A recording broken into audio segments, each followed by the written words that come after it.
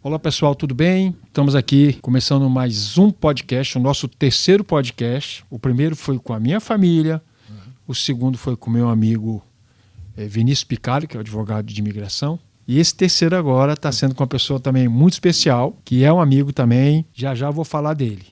Antes disso, eu quero agradecer a oportunidade aqui pela OMI, pelo Pavone, de mais uma vez disponibilizar espaço aqui para mim. Pavone, muito obrigado. OMI, muito obrigado. Para quem não sabe, a OMI é o brokerage, que o Pavone é o broker. E eu faço parte dessa equipe. Eu tenho a honra de fazer parte dessa equipe aí do Pavone. Bom, pessoal, hoje nós vamos conversar com uma pessoa muito especial chamada Senhor Gilberto. E ele é um especialista em inspeção de casas, né? E vou apresentar para vocês agora, seu Gilberto, seja bem-vindo, muito obrigado aí pelo seu tempo, né? Nós batemos um papo antes aqui e cada vez mais a gente vê que o que mais vale na nossa vida é o tempo, né, seu Gilberto? É verdade, o né? tempo. Muito obrigado por me ter aqui, eu me sinto honrado de fazer parte dessa pequena comunidade que nós temos. E fico feliz demais de poder ajudar a que as pessoas entendam um pouquinho mais sobre vários processos inerentes à compra de propriedades. Isso aí. É isso aí, pessoal. É importante o que o senhor Gilberto falou, porque o intuito aqui, mais uma vez, não é venda. O intuito aqui é conteúdo, é informação, é orientação para você que já mora aqui, ou que mora no Brasil, ou que mora na América Latina, e que quer investir ou precisa comprar um imóvel. Então, esses conteúdos são muito importantes para que vocês entendam, para que vocês comprem melhor o seu imóvel, independente se é com giro ou não. Eu vou ficar de mal, mas pode comprar com outro corretor também. Brincadeira, né, pessoal? O foco aqui é orientação. Tá bom, pessoal? Então, seu Gilberto, fala um pouquinho do senhor. O senhor é de qual cidade do Brasil, de qual estado? Que o senhor foi? O senhor era arquiteto, não é isso? Sim, já fui em outra vida, fui arquiteto. É outra vida. Sim, eu sou de Porto Alegre, morava em São Leopoldo também, que é uma cidade pequena do lado, metropolitana, área metropolitana. Faz uns quase 8 anos já estou aqui, graças a Deus. E, bom, a gente tem que sempre ir pelo seu caminho, o que mais lhe nasce, né? Então, quando eu cheguei aqui, não sabia nem que existia essa atividade que eu estou fazendo agora. Então, com o tempo, eu fui me envolvendo em várias situações assim que envolvem casas e propriedades comerciais. E dali, então, eu me dei conta que eu poderia tirar uma licença da Flórida para poder ser um inspetor de residências. Na verdade, se chama Real Estate Inspector. Okay. E eu, no meu caso, faço inspeções de casas, que é o Home Inspector, e comerciais, ou seja, a gente também inspeciona hotéis, restaurantes, de tudo já apareceu. Seu Gilberto, isso tem quantos anos que o senhor chegou aqui? Faz quase 8 e eu sou inspetor há uns 5. 5 para 6 já. Ok. Então, eu tenho minha própria companhia, se chama iBlue Home and Commercial Inspectors. Ela é uma companhia que também está me acompanhando desde aquela época com a minha licença. E a gente faz inspeções de casas, maioritariamente de casas, e também de comércios. Assim, quando você vai comprar um hotel, um restaurante, você quer saber como é que está aquilo, que é justamente o nosso assunto agora, né? Para que serve? Isso, essa aí eu vou chegar lá. Aí, assim, então o senhor não morou em nenhum outro estado aqui não, já veio direto para cá, é isso, nesses 8 anos? Sim, direto a Orlando. Ok, de Porto Alegre direto para Orlando. Sim. E o que fez o senhor decidir essa vinda para cá, seu Gilberto? O que te motivou? Bom, tu sabe que a gente está sempre querendo fazer o seu melhor, como pai, como profissional, como esposo. Então, a gente vê que as coisas estão mudando para pior e a gente não pode aceitar. O que a gente não pode também é se envolver numa briga e numa discussão, numa situação Que não vai resolver também, ideológica. né? Então, eu acho que foi uma saída estratégica para minha família e para mim, porque eu preciso realmente dar o meu melhor para que as coisas aconteçam para os meus filhos da melhor forma possível. É difícil de falar sobre isso. Eu tô nessa mesma situação. Hum. Esse foi o meu foco também. É. Sabe? Dar uma sacudida também. É. Não adianta ficar parado só reclamando, né, seu Gilberto? A gente tem tem que se mexer. A verdade é que é uma sequência de dificuldades, né? A gente muda de tudo, muda de cabeça também. Tem que Parte mudar. emocional, financeira, segurança. É um kit, né? A gente não pode vir com as ideias de onde a gente viveu ou nasceu e tal. A gente tem que se adaptar à vida do país que a gente está, né? E mais se esse país tem muito mais performance do que o que a gente vem, né? Então a gente tem que aprender dos caras que já sabem fazer. Então, maravilha. É o que a gente está fazendo sempre. Seu Gilberto, no processo de compra e venda de uma casa, existem algumas etapas que quando eu ofereço para o meu cliente, depois de ter feito a primeira reunião com ele, e aí ele fala, Giro, eu quero essa casa. Ok, aí a gente manda a oferta para essa casa e a gente coloca um período de due diligence, esse período de inspeção, uma semana, 10 dias, um mês, 2, vai depender do produto, vai depender... Isso. Case a case. Uhum. E aí a gente contrata uma empresa para fazer essa inspeção. Correto. O senhor, por gentileza, pode explicar qual é o objetivo dessa inspeção? Que depois eu vou falar para eles pelo contrato. Ok. Depois que o senhor entrega esse relatório para o buyer e para mim, o que a gente vai fazer depois? Mas essa inspeção, aí eu vou contratar a empresa do senhor, que pelo que eu vi é uma empresa premiada aí, que nós vamos falar já sobre isso. Que legal. E o senhor chega lá e fala, Giro, tá bom, tal horário, tal dia estarei lá. E aí, o senhor chegou na casa? Bom, basicamente nós temos esse período de inspeção, ele é garantido por lei, né? Obviamente que é uma negociação, então o cara pode dizer, não quero que tu uses o período de inspeção, não tem inspeção, então você pode ir embora do negócio, não precisa ficar. Mas aqui, para tu ficar firme no negócio, tu tem que fazer um depósito de algum valor numa conta escrow, e esse valor fica condicionado à seriedade da proposta que tu fez, né? Assim, eu estou pisando no teu... É isso aí mesmo, perfeito. Na tua área, mas basicamente... então, o que a gente tem? Tem um dinheiro que foi empenhado ali, que se chama earnest money, e esse earnest money ele fica condicionado a tu ter uma resposta profissional àquela proposta que tu fez para esse vendedor. Então, numa vez que ele aceitou as tuas condições e dentro delas vai um período de inspeção, se usa 5, 7, às vezes 15 dias, dependendo do que é, às vezes mais se é comercial.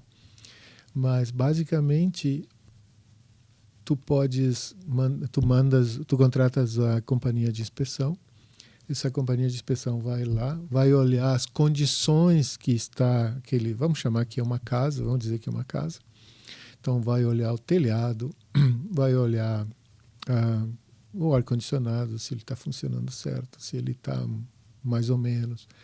Ver os canos, a plumbing system, a parte elétrica, ver se desmonta a tampa do quadro de entrada e o de dentro também, de distribuição, para ver se não tem double taps, ou que são dois fios no mesmo breaker. Não pode, né? Não pode, isso é totalmente unsafe. Então, o que acontece? Tu olha essas coisas, tu olhas também se os fios de entrada não tem marcas de ter sobreaquecido ou pego fogo.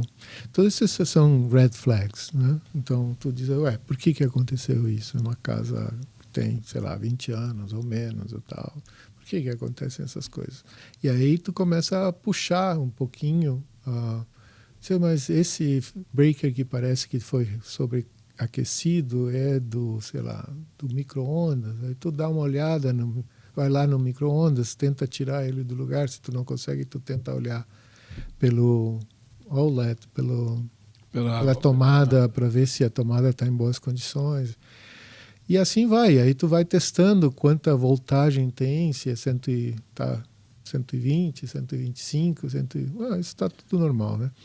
Mas então aí a gente dá uma bela olhada na casa, assim, tipo, tem fissura, rachadura, tem entrada vazamento de água, tipo assim, é uma fotografia do dia da inspeção, nas condições da casa no dia da inspeção. Então tem inspetores que são mais sucintos, tem outros que são mais espraiados. Esse é meu caso. Então, eu tiro foto de tudo. Uma inspeção pequena de um apartamento são 190 fotos. E dependendo do tamanho da casa, eu já tirei 600 fotos numa inspeção só. Entendi. Entendeu? Então, assim, o nível de detalhamento é grande. Eu faço um report bastante extenso, porque eu não economizo em foto nem nada, mesmo porque muitas vezes o cliente não conhece a casa. E pelas fotos ele já se familiariza melhor, ele fica já dá para fazer uma leitura melhor, né? Isso, ele fica um pouquinho mais à vontade no negócio. E aí, olhou vazamento, olhou telhado, parte elétrica, rachaduras, os equipamentos, ano de ar-condicionado, né? E aí o senhor faz esse reporte, esse relatório e envia para a gente. Isso, porque a gente faz parte do time do comprador, no caso que ele está me contratando. Então essa é a única forma que a gente tem de defender os direitos de quem está nos contratando. E eu falo contigo e tu fala com ele. E às vezes eu até entro numa ligação, um call contigo com a pessoa para ele tirar algumas dúvidas. Ok. Né? Eu falo espanhol, falo inglês e falo português. Ok. Né? Então é bastante comum a gente falar em outros idiomas aqui na Flórida, né? Maravilha. Aí, seu Gilberto, e é lógico, né, pessoal, essa inspeção ela é paga, né? É importante falar, né, para vocês. E para mim é um dos maiores investimentos que o cliente pode fazer, pagar uma inspeção dessa, mesmo que ele saia. Mesmo que ele saia do negócio, porque caindo nesse ponto assim, seu Gilberto, o que eu falo para os meus clientes? Eu estou montando uma mentoria para os meus clientes e para novos clientes. Muito legal. Essa mentoria vai envolver parte de inspeção, financiamento bancário, contador, administrador de propriedades, ou a parte de construção. E aí vai vários parceiros, advogado de imigração. Tudo eu vou colocar no colo dos meus clientes. Vai ter esse contato pessoal no Brasil, vai ter contato via Google Meet e vai ter um encontro aqui de 3 dias também com esses clientes. Olha só. E aí, esses clientes, eles investem na média de $1.200 a $1.500, ok? Aonde? Para fazer essa mentoria. Entendo. Aí o que acontece? Qual é o argumento que eu falo com eles? É o que o senhor acabou de falar agora. Está comprando um imóvel de $700, $800 mil.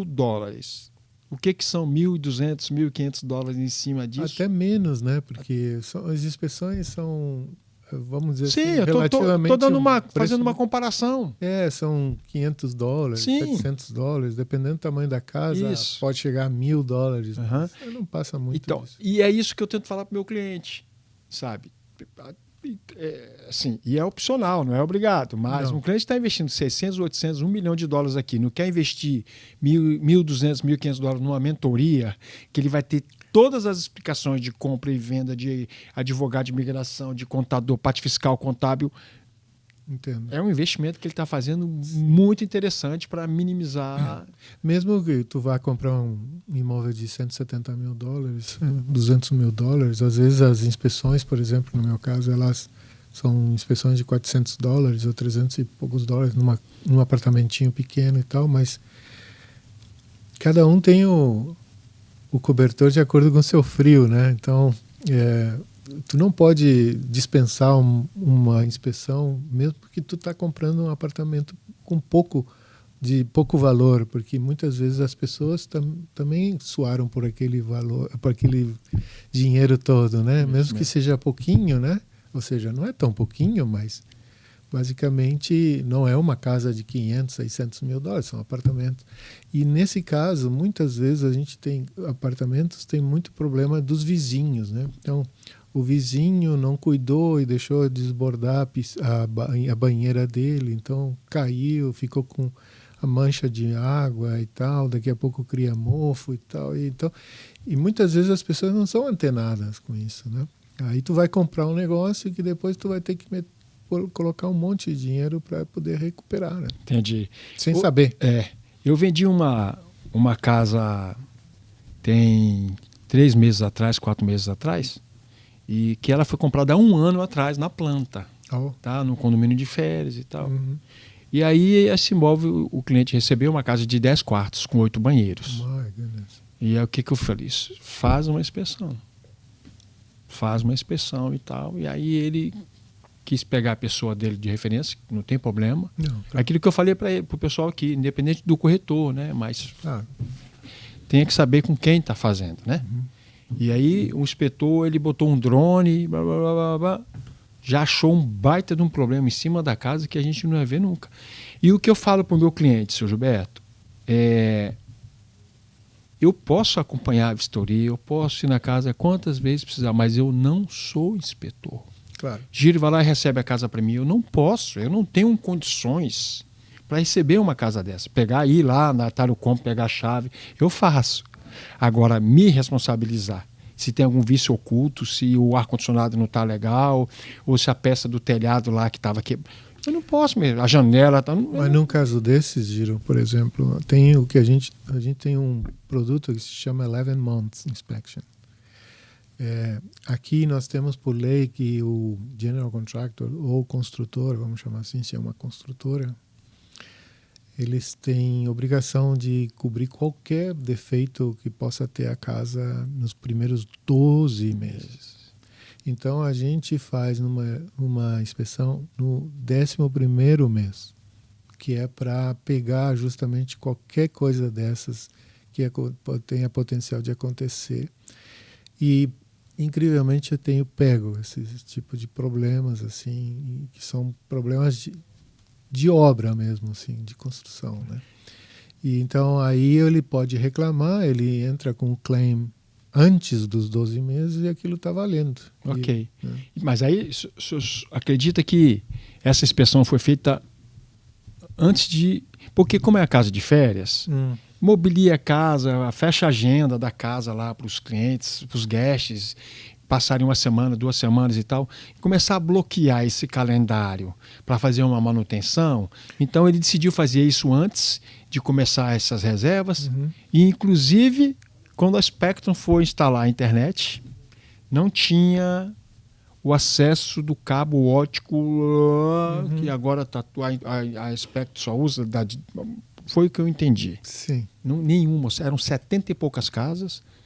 Uma das maiores construtoras do país esqueceram de fazer isso. Foram as 70 ou 100 casas primeiras que foram entregues nesse condomínio. E é o cabo óptico. Isso. Conclusão, não tinha. A casa não tinha acesso à internet. Então, assim, tiveram que fazer... Tinha acesso, mas pelo cabo antigo. Exatamente. Só que a Spectrum, ela reclamou que hoje não trabalha mais daquela forma, acho que do coaxial, cabo coaxial da que seja. Bom, então, assim... acabam surgindo algumas surpresas Porque o pessoal pensa que a casa é nova, não precisa. Precisa sim.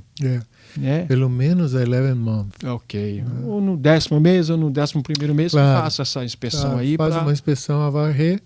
Já peguei coisas que tu não vai acreditar. Isso que eu ia te perguntar agora pro senhor. Fala aí 2 coisas absurdas aí que o senhor fala, não, isso é pegadinha. O telhado todo quebrado. Era Casa nova não? 0. Shingle? Não, tile. Ou seja, telha de cerâmica. É que assim, eu acredito e vou te dizer, era uma casa de mais de $1 milhão no condomínio caro. E eu me lembro que eu disse, mas como que um cara faz um troço desse? Porque era uma trilha de telha quebrada em todo o telhado. E aí eu comecei a imaginar o que poderia ter acontecido. E eu acho que, por exemplo, o cara que foi dar retoque de pintura subiu no telhado, tipo 2 dias antes do closing. Saiu pulando lá. E ele começou a caminhar naquilo e fez o que ele tinha que fazer. Ele disse, isso aqui nunca vão ver, né? Alguma outra coisa, Gilberto? Problemas de elétrica. Absurdos. Difíceis de achar, mas assim, não absurdos, né? Porque tu sabe que tu tá fazendo casa assim, em escala industrial, né? Então é um chão de fábrica aí, vamos dizer assim, né? Passa na mão de muita gente. Basicamente é assim. Eu não critico isso porque é a nossa realidade. É um negócio mas de cada é uma né? coisa difícil de pegar depois, né? Tu tem que estar esperto com essas coisas, né? Seu Gilberto, eu sexta para sábado, de sábado para domingo, eu esquentei uma água lá para fazer um ovo cozido lá em casa à noite, subi para fazer alguma coisa, não desci mais, seu Gilberto. Esqueceu. A panela ligada. Oh my. Olha, de manhã eu acordei, ainda bem que eu acordo cedo. Cheguei lá, a panela seca, preta, ela era verde, ficou preta. Até a tampa manchou. Mas graças a Deus não aconteceu nada. Ficou a noite toda ligado o fogão. Foi coisa de Deus mesmo, porque podia dar um podia. Problema, né? Graças a Deus, uma coisa assim é muito difícil de saber qual é o real potencial, né? Mas a gente já imagina que não é bom, né? Mas tem muitos... Nós temos alguns seguros, não porque eu entraria na parte de insurance, mas não é insurance, são equipamentos que de alguma forma ajudam a que isso não se... Entendi. Automaticamente eles bloqueiam ou desarmam, né? Inclusive uns disjuntores também que tem, né? Existem também aí quando a pessoa leva choque. Não tem Tem o GFCI. O GFCI eles monitoram o neutro. Quando tem um problema de fuga de neutro, eles desarmam. E no Brasil existe já isso. Na minha casa tinha um que era específico. Todo o painel estava dentro de um GFCI. Mas nesse caso aqui a gente usa breakers térmicos ainda. E os GFCI são um mix de térmicos com eletrônicos, que são esses justamente que a gente coloca nos lugares molhados. Né? Tipo aquela tomadinha lá dos banheiros que tem aquele botãozinho no meio. Aquele cara ali é que ele vai te dizer se ele está funcionando ou não. Ok. Então, aí esse é o mais antigo, né? Depois tu tem uma tomada normal e o GFCI mesmo está no breaker, lá no quadro de distribuição elétrico. Ok. Seu Gilberto, bom, falamos um pouco sobre inspeção, da importância de uma inspeção de um móvel novo, de um móvel usado, ok? Minimizar problemas para o cliente comprador, isso é muito importante, pessoal. A gente sempre orienta, não é obrigatório, mas depois o cliente não pode reclamar. E uma observação que o seu Gilberto falou que ficou bem para mim é que eu fiz a inspeção da condição da casa neste dia, né, seu Gilberto? Claro, porque é quase um organismo vivo, não? Estou brincando, basicamente a casa está funcionando o tempo todo, né? Então, ar-condicionado aqui a gente não desliga, né? Então, basicamente esse é o fator O mais... pessoal se assusta no Brasil quando a gente fala, por que que nunca desliga? Fala para ele. Bom, nós temos uma tecnologia de construção um pouquinho mais avançada. O pessoal fala de casa de palito, mas na verdade o pessoal teria que se informar mais, porque as casas aqui têm muita tecnologia embarcada e fazem com que a construção da casa seja mais efetiva e mais barata do que no Brasil em comparação. Então nós temos aqui um problema muito, muito importante na Flórida, que é o problema do calor, né? Então, quando tu tens um sistema... Aqui nós temos sistemas fechados às paredes, ou seja, a gente chama de sealed envelope, uma parede. Então, ela fica... A gente coloca a parede, se ela é externa, com mais razão, a gente coloca uma barreira de vapor nela. Essa barreira de vapor vai ajudar com a umidade que fica interna daquela parede quando tu sela ela no dia da construção, na época que tu fechou ela. Então aquilo fica um sistema fechado de água, digamos assim. Então, quando tu coloca a barreira de vapor, quando aquece de um lado, normalmente aqui aquece do lado de fora da parede, aquela umidade começa a circular dentro daquela parede, daquele vão de parede, né? E a barreira de vapor absorve, né? Então, basicamente, o que a gente não pode é fazer furos na parede, porque aí a gente interfere no ar novo que entra com outra umidade. E a pergunta foi... Por que que o ar-condicionado não... Por que o ar-condicionado... porque a gente tem a parede... A parte de dentro, os ambientes de dentro selados também. Antes das obras terminarem, a gente faz o que a gente faz, blower test. Esse aí a gente coloca a pressão pela porta principal, a gente coloca um ventilador muito forte e sela toda a porta. E começa a procurar lugares onde o vento desse ventilador está saindo para fora. Esse blower test, ele é fundamental para nós porque a gente mantém a casa totalmente selada de umidade, de insetos e de vento. Porque aqui nós temos hurricane. Os furacões são problemas que nós enfrentamos todos os anos. Ou pelo menos vento forte, não? Uhum. Então, se tu tem uma parede que tem uma janela ou uma porta que não tem esse selo, aquele vento vai entrar e vai mexer na pressão interna da tua casa. E pode desequilibrar a pressão interna da tua casa e pode deixar ela mais vulnerável ao vento forte. Mas basicamente a gente não desliga o ar-condicionado, porque senão, como a gente está com esse ambiente todo selado, e faz calor lá fora, a parte de dentro está mais fria sempre. Então, se tu não mantém ela seca com o ar-condicionado funcionando, ele vai produzir mofo. As paredes ficam mofadas. Então, é importantíssimo tu manter, pelo menos, se tu não está usando a casa, a 78 Fahrenheit, para que aquela umidade não condense nas paredes. E uma pergunta, muita curiosidade.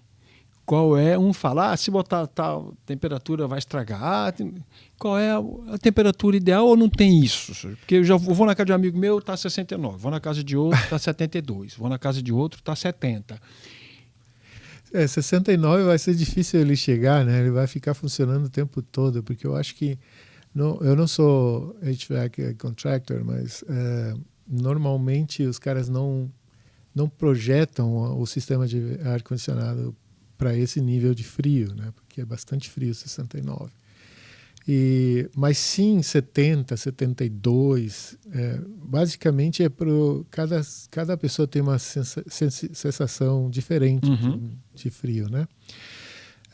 A gente trabalha com frio, mas o frio é uma condição de conforto, né?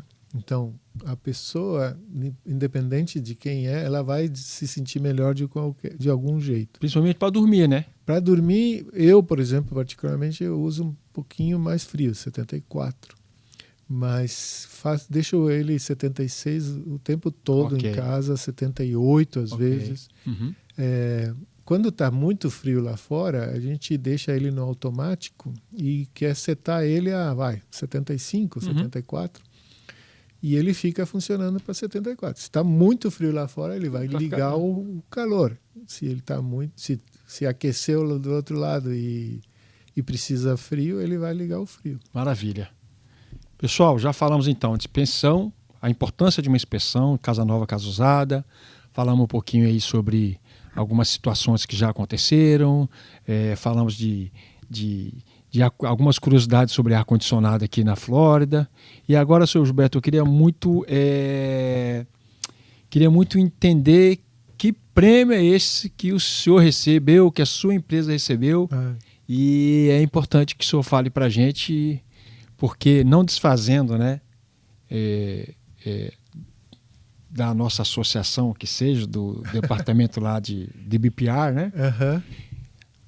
O corretor que ele vende bem e top producer, né? Uhum. Ele ganha um certificadozinho e tal, mas vem uma folhinha de papel, senhor Gilberto, bem simplesinha mesmo, que a gente tem que imprimir e tal. Sei. Eu tô vendo essa do senhor aí, que coisa linda. Explica um pouquinho pra gente aí. É uma placa referente aos melhores prestadores de serviço da Flórida. Então, quem dá isso é uma guia, se chama The Guide to Florida. Então, essa empresa faz a pesquisa de acordo com os reviews e de acordo com a presença dessa companhia, no caso, no mercado, no né? mercado, né? E eles têm um sistema de todo Flórida, Central Florida e tal. No nosso caso é Central Florida. E aí nos nomearam como um dos melhores companhias de inspeção da Flórida, da Central Florida. Maravilha, maravilha. Já referente a 2024. Sim, agora em 2024. Que maravilha. Seu Gilberto, aproveitando aí que o senhor falou, o foco maior do senhor, que é Orlando? Sim. Eu sou basicamente atendo... Como aqui é difícil falar em milhas, né? Porque às vezes 100 milhas é menos de 1 hora, às vezes 30 milhas é 1 hora. Então é complicado. Mas o que eu atendo basicamente é até 1 hora da minha base, que é ali em Metro Oeste. Então atendo toda Orlando e região de Orlando, assim. Grande Orlando. Kissimmee, Grande Orlando. Winter Garden, Sim, Winter Park. Claremont, Winter Park, assim, Windermere. Toda essa região, Kissimmee também, como é que se chama? Davenport, Four Corners. Apopka também, perto, Ocoee também, sim. Okay. Fica meio longe, por exemplo, já eu ia a Titusville, essas coisas assim, ou Tampa, já fui, já no início, né? Existe algum tipo de inspeção, Sr. Gilberto, de obra que eu falo o seguinte, chegou no estágio de obra, agora contrata um inspetor para ver como é que está. Aí depois, agora, existe isso? Existe. Eu não faço, porque comecei fazendo também, mas eu me cansei eles não propiciam um ambiente muito saudável, os construtores, para os inspetores.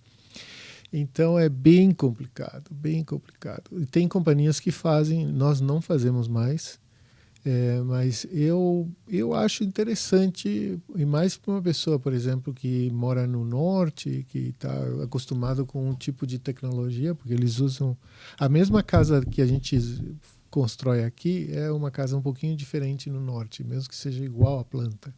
Então a tecnologia embarcada é um pouquinho diferente. Então essas pessoas não entendem muito bem como é que funcionam as coisas aqui e de repente podem contratar um inspetor para fazer a inspeção da construção enquanto ela está sendo feita, né? Entendi. Basicamente que precisa ver naquilo é a parte hidráulica, né? Que muitas vezes eles cortam corners, né? Fazem atalhos, né? Uhum. E muitas vezes eles usam material diferente, errado, ou uma curva que teria que ser uma curva longa, eles botam uma curva curta. Mais fechada. Esse tipo de coisa assim, mas basicamente não é tão grave, entendeu? Eu comprei um imóvel lá no Espírito Santo há muitos anos atrás, um prédio de 28 andares, 2 torres, 192 unidades, espetáculo. E aí teve um problema de um vazamento de gás lá no prédio. Que grave. E aí chamaram o corpo de bombeiro, ficamos sem gás mais de um ano no prédio. E aí, depois de muita confusão lá no condomínio, chamaram a construtora, entraram na justiça, a construtora entrou num acordo e começaram a quebrar, a trocar todo o encanamento. Começaram para os que estavam vazando. Do gás, encanamento do gás, correto a palavra? A pronúncia é isso aí? Sim, tá. E aí, seu Gilberto, o que acontece? Descobriram que todos os canos de todo o prédio que eles passaram já estava vencido quando foi instalado. Olha que B.O. Tirar armário de cozinha montado já de todo mundo. Nossa Senhora. Quebrar o piso do hall de entrada. Olha, um estresse que o senhor não tem ideia. Aqui teve algo muito parecido, mas em escala muito maior. Estamos falando de algumas centenas de milhões de dólares. Que numa época, algumas décadas atrás, entrou um drywall, um painel de drywall que vinha da China. E tinha alguns contaminantes, esse painel de drywall. E então, uma construtora, que a gente não vai chamar aqui para não incomodar, não vem ao caso, usou em muitas construções, muitos neighborhoods, usou esse painel e depois, com o tempo, ela teve que trocar vários neighborhoods inteiros não tenho uma ideia, eu não consigo nem imaginar isso acontecendo. Isso, né? Então, essas coisas podem acontecer, sim, realmente. Ok. Seu Gilberto, estamos finalizando nosso bate-papo. Eu só queria arredondar que a parte da inspeção é importante porque a pessoa que está comprando vai saber o que está comprando com os seus defeitos. E aí ela pode ou negociar o preço, ou negociar o reparo, ou simplesmente sair dali sem ter que deixar o dinheiro que ela deixou de earnest money. Entendeu? Então, é uma ajuda. Muitas vezes pensa dessa forma. Se tu sair do negócio porque está muito feia a coisa, valeu cada centavo que tu me pagou. Lógico. Né? Basicamente é isso. A gente vai, te dá uma ideia no dia da inspeção. Porque depois a gente não consegue dar uma garantia de que aquilo vai continuar funcionando, mesmo que depois que eu bater a porta não pode se estragar alguma coisa. Porque são coisas que estão o tempo todo funcionando, que nem o ar-condicionado que a gente tinha falado. Mas, basicamente, é uma boa saída para tu entender como que isso se desenvolve e as garantias que tu possa ter por causa do report. No report tu pode olhar e aquele dia tu sabe que estava daquele jeito. Não pode tu te guiar que vai continuar daquele jeito. Tem jeito. Não tem jeito. Mas basicamente é isso. Eu te agradeço muito a oportunidade. Eu que agradeço, Gilberto, estar aqui com o senhor. Nós batemos um papo bem interessante antes também. E eu gosto muito de aprender, né?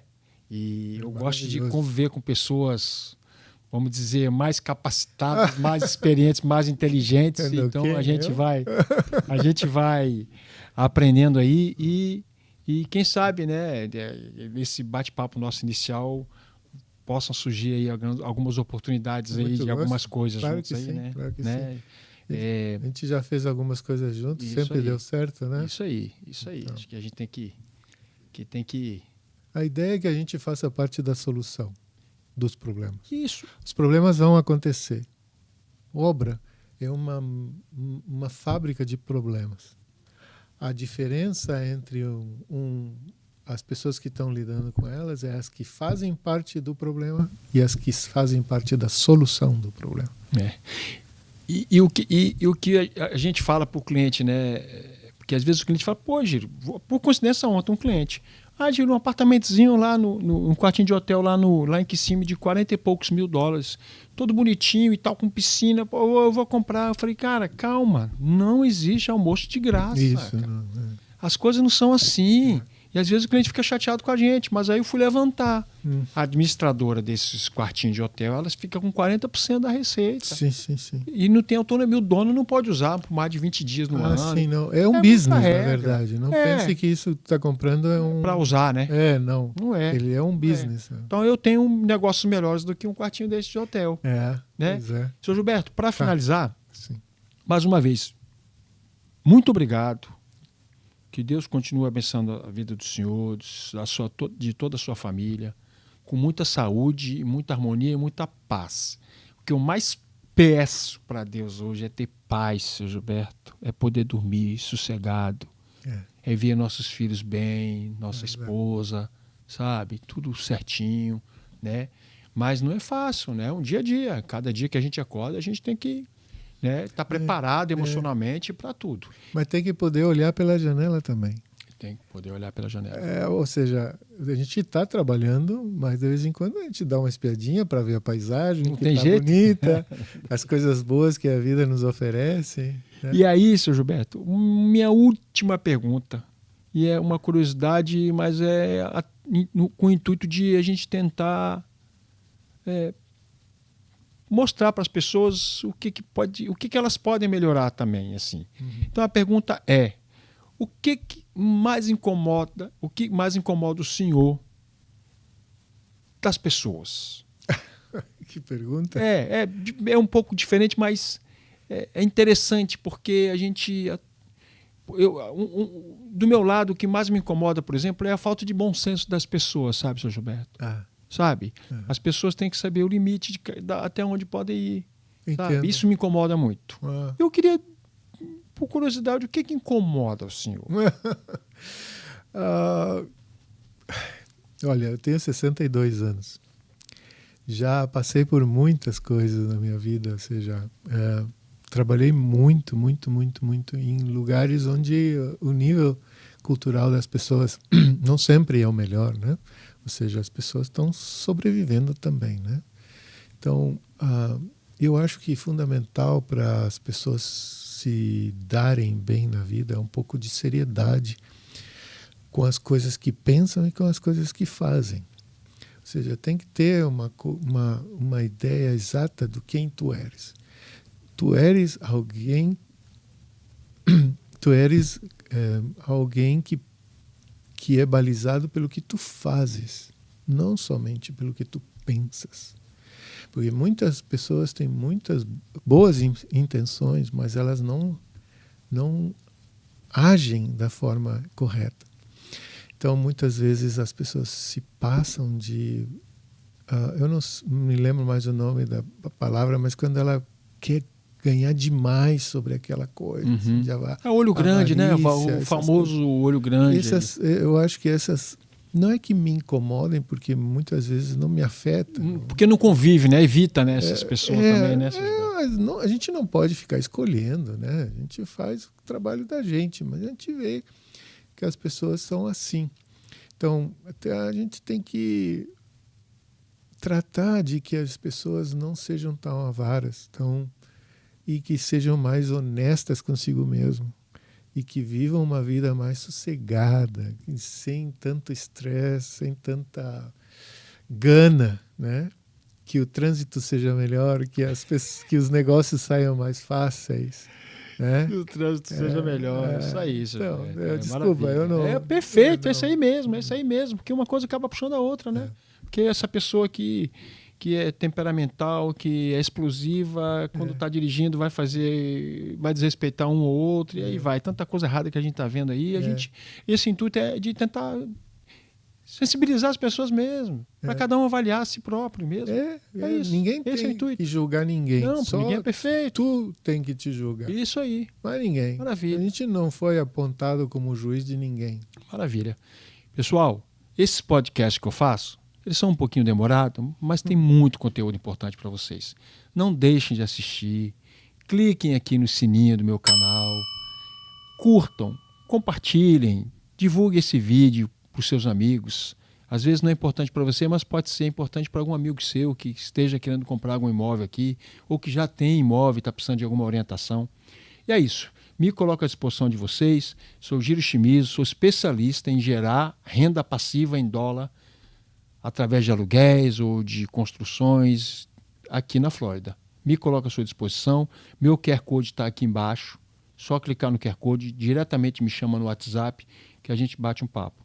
Seu Gilberto, muito obrigado. Mais uma Giro, vez. Foi uma bênção estar contigo, muito gentil. Maravilha. Espero que sirva de alguma forma para as pessoas que estão nos ouvindo. Não tenho dúvida que esse conteúdo vai ser muito especial e vai ajudar muita gente.